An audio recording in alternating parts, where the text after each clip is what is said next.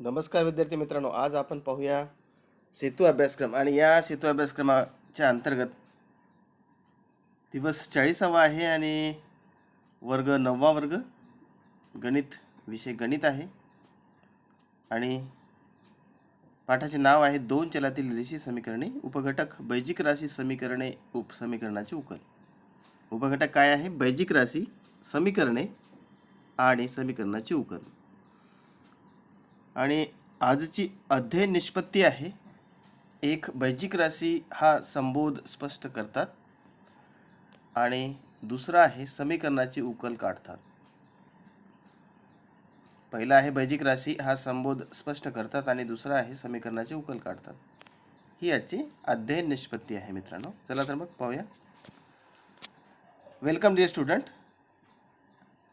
We are studied about Setu syllabus, Setu अभ्यासक्रम, standard 9th, subject mathematics, day 40, and today's unit linear equation in two variable. Linear equations in two variables. दोन चलातील रेषीय समीकरण. And subunit algebraic expression, equation and solution of equation. Subunit is algebraic expression, equations and solution of equations. And dear student, today's learning outcomes is: first, explain the concept of algebraic expression. Explain the concept of algebraic expression. And second, find out the solution of equation. First is explain the concept of algebraic expression and second is find out the solution of equations. These are the today's learning outcomes. Now let's see. जरा आठवूया आपण. स्थिरांक कशाला म्हणतात? ज्या संख्या चिन्हांची किंमत बदलत नाही त्यास स्थिरांक म्हणतात. कॉन्स्टंट. ज्या संख्या चिन्हांची किंमत बदलत नाही त्यास स्थिरांक म्हणतात. उदाहरणार्थ 2 म्हणजे 2च. 2 म्हणजे 3 होते का नाही? -50 म्हणजे -50. 2 वर्गमुळात 3 वर्गमुळात 3 इत्यादी. हे झाले स्थिरांक. कॉन्स्टंट ज्याला आपण म्हणू, कॉन्स्टंट नंबर्स. आता चल. ज्या चिन्हाच्या संख्यात्मक किमती एकापेक्षा अधिक असू शकतात त्यांना चल असे म्हणतात. ज्या चिन्हांच्या संख्यात्मक किमती एकापेक्षा अधिक असू शकतात त्यांना चल असे म्हणतात. समजा या ठिकाणी उदाहरणार्थ आपण घेतलं x, y, m, n हे चलपद आहेत. आता x ची किंमत कोण्या ठिकाणी 2 असते तर कोण्या ठिकाणी 5 असते. -5, -4 अशा बदलणाऱ्या किमती असतात. एकापेक्षा अधिक यांच्या किमती असू शकतात, एक्सच्या, वायच्या, एमच्या आणि एनच्या. म्हणून आपण त्यांना चलपद असे म्हणू. आपण त्यांना काय म्हणायचं मग? चल असं म्हणायचं. त्यानंतर बैजिक राशी कशाला म्हणतात? बैजिक राशी म्हणजे संख्या आणि चल यांचे धन, ऋण, गुणाकार आणि भागाकार या चिन्हांनी जोडून तयार झालेली राशी होय. बैजिक राशी म्हणजे काय नेमकं? संख्या आणि चल यांचे धन, ऋण, गुणाकार, भागाकार या चिन्हांनी जोडून झालेली राशी, तयार झालेली राशी म्हणजेच बैजिक राशी. बैजिक राशी म्हणजे नेमकं काय? पुन्हा एकदा आहे का? बैजिक राशी म्हणजे संख्या आणि चलपद म्हणूया आपण, यांचे धन, ऋण, गुणाकार आणि भागाकार या चिन्हांनी जोडून तयार झालेली राशी म्हणजेच बैजिक राशी. उदाहरणार्थ या ठिकाणी आपल्याला दिलेला आहे, या ठिकाणी ही बैजिक राशी आहे. हे बैजिक राशीची उदाहरण आहेत. पहिली कोणती बैजिक राशी आहे? या ठिकाणी पहिली बैजिक राशी आहे 3x + 2y - 5.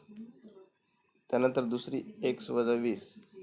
तिसरी 2x² - 3xy + 5. ह्या झाल्या बैजिक राशी. कारण यामध्ये संख्या आणि चलपद या दोघांचा समावेश आहे आणि यांना जोडणारे हे चिन्ह आहेत, धन, ऋण, गुणाकार आणि भागाकार. बैजिक राशीमधील समानतेस समीकरण असे म्हणतात. बैजिक राशीमधील समानतेस समीकरण असे म्हणतात आणि या समीकरणाला दोन बाजू असतात मित्रांनो. एक या ठिकाणी विशेष महत्त्वाचं आहे, समीकरणाला दोन बाजू, डावी बाजू आणि उजवी बाजू. उदाहरणार्थ या ठिकाणी बघा, 3x अधिक 2 बरोबर 5. उजव्या बाजूला 5 आहे तर डाव्या बाजूला 3x अधिक 2 आहे या समीकरणामध्ये. त्यानंतर x अधिक 4 बरोबर 7. त्यानंतर x वर्ग अधिक 2x अधिक 7 बरोबर 0. हे झाले समीकरण. याला आपण बैजिक राशीमधील समानतेस काय म्हणतात, समीकरण असे म्हणतात. बैजिक राशीमधील समानतेस समीकरण असे म्हणतात. चला तर मग समीकरणाची उकल कशी काढतात ते बघूया आपण. समीकरणात दिलेल्या चलासाठी जी किंमत ठेवल्यामुळे समीकरणाची दोन्ही बाजू समान होतात. समीकरणात दिलेल्या चलासाठी जी किंमत ठेवल्यामुळे समीकरणाच्या दोन्ही बाजू समान होतात ती किंमत म्हणजे त्या समीकरणाची उकल. आता आपण एक वेगळी व्याख्या करूया. समीकरणातील चलाच्या ज्या किमतीने समीकरणाचे समाधान होते त्या किमतीला समीकरणाची उकल असे म्हणतात. समीकरणाचे समाधान होणे म्हणजेच काय, समीकरणाचे दोन्ही बाजू सारखे आहे. LHS बरोबर RHS, डावी बाजू बरोबर उजवी बाजू, हे येणे म्हणजेच समीकरणाचे समाधान होणे. आणि हे कोणत्या चलाच्या किमतीने आले त्यालाच त्या चलाची उकल असे म्हणतात, त्या समीकरणाची उकल असे म्हणतात. या ठिकाणी उदाहरण दिलेलं आहे मित्रांनो. 2x अधिक 7 बरोबर 13 या समीकरणामध्ये x बरोबर जर 3 ही किंमत ठेवल्यामुळे समीकरणाच्या दोन्ही बाजू समान होतात. म्हणजे या ठिकाणी 3 ही किंमत त्या समीकरणाची उकल आहे.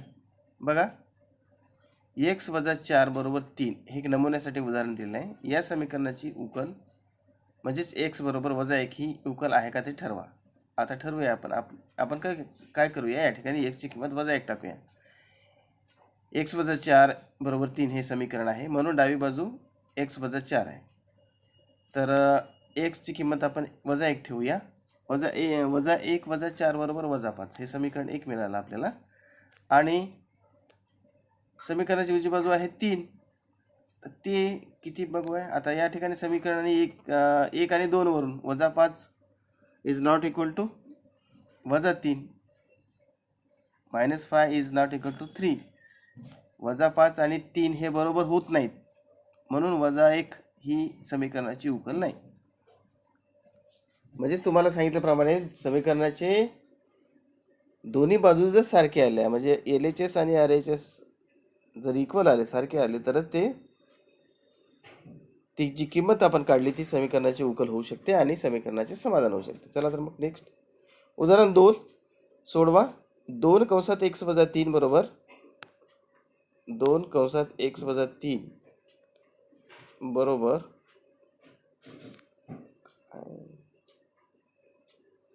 5x अधिक 4. दोन्ही बाजूंना 5 ने गुणूया. 3/5 आहे ते बरोबर.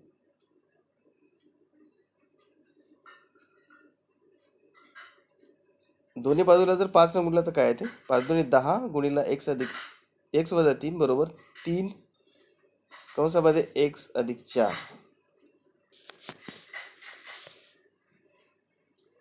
3/5 आहे. न दिसलेली संख्या जी आहे ती 3/5 आहे. दोन्ही बाजूला 5 ने गुणल्यामुळे काय झालं, 10x वजा 30 बरोबर 3x अधिक 12 मिळाले आपल्याला. दोन्ही बाजू 30 मिळवूया. 30 मिळवल्यानंतर काय येते, 10x वजा 30 अधिक 30 बरोबर 3x अधिक 12 अधिक 30.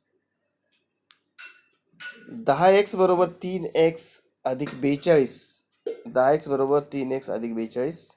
दोन्ही बाजूतून 3x वजा करू, म्हणजे 10x वजा 3x बरोबर 3x अधिक 42 वजा 3x म्हणजेच 7x बरोबर 42. आता काय करूया, दोन्ही बाजूला 7 ने भागू. x बरोबर 6 मिळते आपल्याला. 7 सखम 42. 7 सखम 42 म्हणजे 6 ही समीकरणाची उकल आहे या ठिकाणी.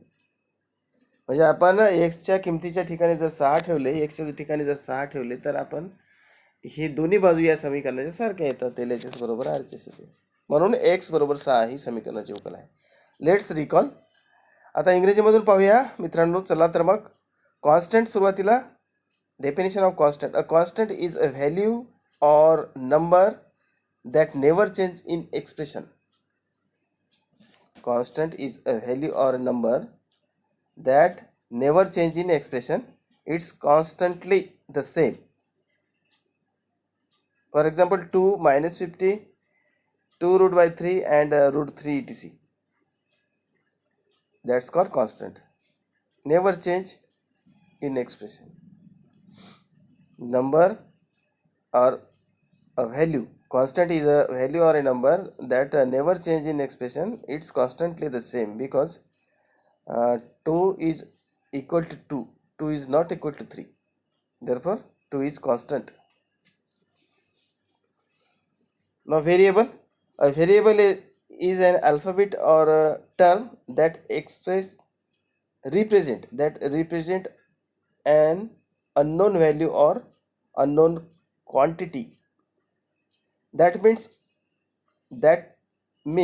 a variable is a quantity that can change. Variable is a quantity that can change. Letters are used to represent these changing unknown quantities. For example, x, y, m, n, etc.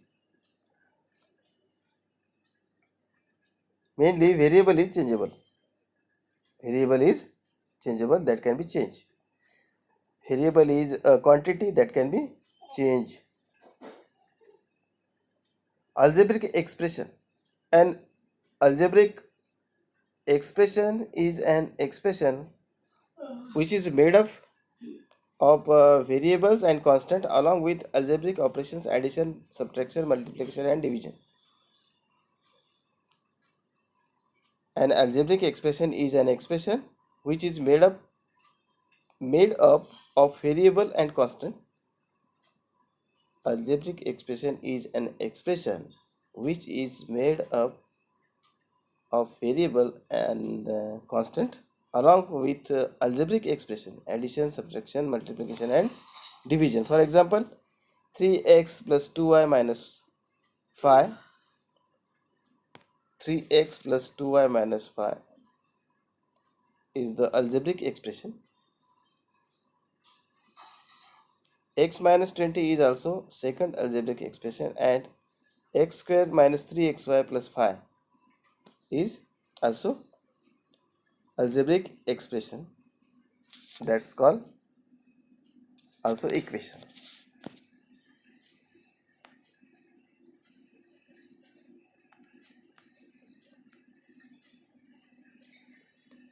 An algebraic equation can be defined as a mathematical statement in which two expressions are set equal to each other. An algebraic equation can be defined as a mathematical statement in which two expressions are said to be equal to each other. For example, 2x plus 5 equal to 5, 2x plus 3x plus 2 equal to 5, x plus 4 equal to 7, x square plus 2x plus 7 equal to 0. Solution of equation. The value of variable which satisfy the given equation is called the solution of equation. The value of variable which satisfy the equation, given equation. The value of variable which satisfies the given equation is called the solution of equation. The value of variable x, y, any variable which satisfy the given equation is called the solution of equation. For example, if we put x equal to 3 in equation 2x plus 7 equal to 13, equation gets satisfied for x equal to 3. Therefore, x equal to 3 is solution for the equation 2x plus 7 equal to 13, in which value the equation is satisfied. That value is called solution of the equation. For example, first decide whether x equal to -1 is solution of equation x minus 4 equal to 3 or not. Therefore x minus 4 equal to 3. LHS is x minus 4. By putting the value of x equal to -1, -1 minus 4 equal to -5, equation first, and RHS equal to 3. RHS equal to 3 of equation x minus 4 equal to 3. Second, from equation 1 and 2, -5 is not equal to 3. Therefore -1 x equal to -1 is not solution of the equation x minus 4 equal to 3.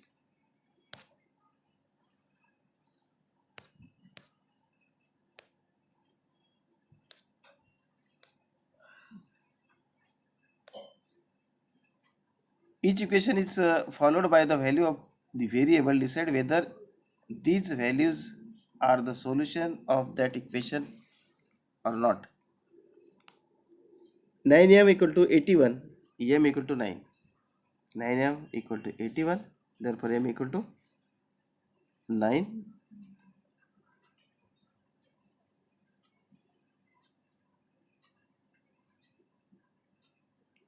Two a, second equation, 2a plus 4 equal to 0, a equal to -2.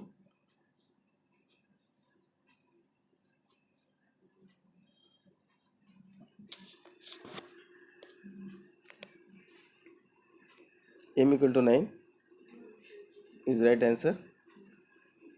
This is also right. Solve the following equation. Twice m plus 7 equal to 9.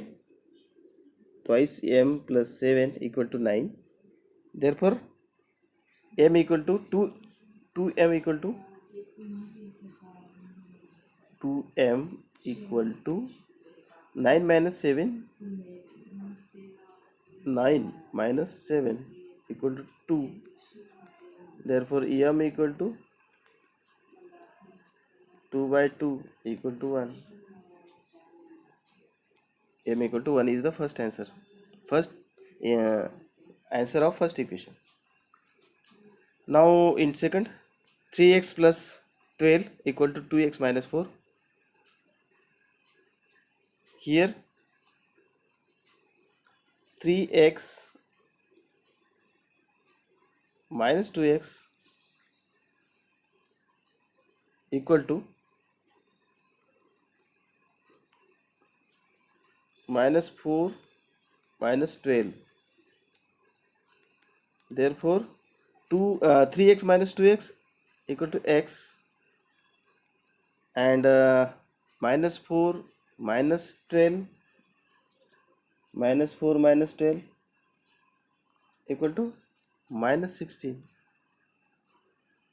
Therefore the solution of equation second is x equal to minus 16. Similarly, we can find out the value of x in example number 3. प्रत्येक समीकरणात चलासाठी दिलेल्या किमती त्या समीकरणाची उकल आहेत का ते ठरवू. ही उकल आहे, हे सुद्धा उकल आहे.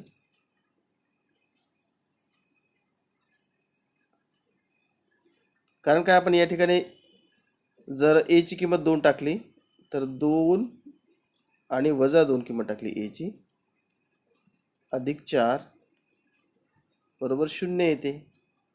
कारण वजा 4 आणि अधिक 4 बरोबर 0, म्हणून ही उकल आहे. त्याचप्रमाणे या ठिकाणी 9m बरोबर 81, म्हणून m बरोबर 81/9, 9×9=81, हे सुद्धा उकल आहे.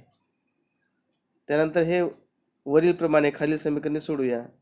2m अधिक 7 बरोबर 9, म्हणून 2m बरोबर 9 वजा 7 म्हणजे 2. 2m बरोबर 2 म्हणजे m बरोबर 2/2 म्हणजे 1. याप्रमाणे वरील प्रमाणे हे खालचं पण सोडवायचं. तर अशा प्रकारे या ठिकाणी हे आजचा तुमचा शेतू अभ्यासक्रम संपलेला आहे. विद्यार्थी मित्रांनो, परत भेटूया उद्याच्या सत्रामध्ये. आणि तुम्ही हा व्हिडिओ शेवटपर्यंत पाहिल्याबद्दल तुमचे धन्यवाद. काही अडचण असेल तर जरूर विचारत चला. आणि माझ्या या चॅनलला सबस्क्राईब केलेलं नसेल तर जरूर करा. आणि तुमच्या मित्रांना पण सांगा, कारण अशाच प्रकारचे व्हिडिओ आपण नेहमी आपल्या या यूट्यूब चॅनलवर प्रसारित करत राहूया आणि तुमच्या ज्ञानामध्ये भर घालूया. परत भेटूया उद्याच्या सत्रामध्ये. तोपर्यंत